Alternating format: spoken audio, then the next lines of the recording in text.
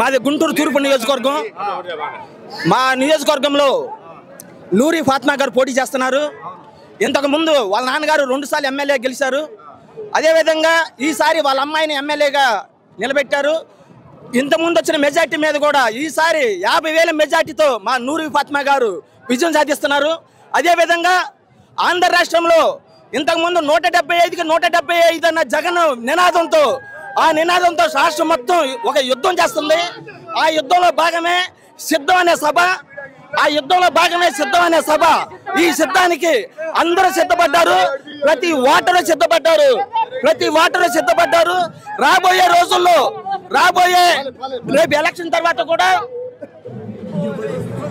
రేపు ఎలక్షన్ తర్వాత మళ్ళీ ఇదే ప్లేస్ లో విజయోత్సవ సభ పెడతారు. జగన్ గారిని మేము కోరుకుంటున్నాము.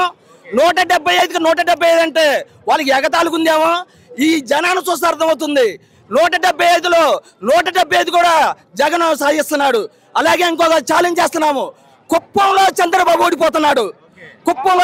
ఓడిపోతున్నాడు. ఈ గోల మొత్తం స్టేట్ మొత్తం వినపడుతుంది. గోలగుంది. కుప్పం ఓడిపోయాడు అంటే రాబోయే రోజులు ఎక్కడ తెలుగుదేశం పార్టీ కనపడదు. తెలుగుదేశం పార్టీ లేదు. జై జగన్. వైఎస్ఆర్ కాంగ్రెస్ పార్టీ.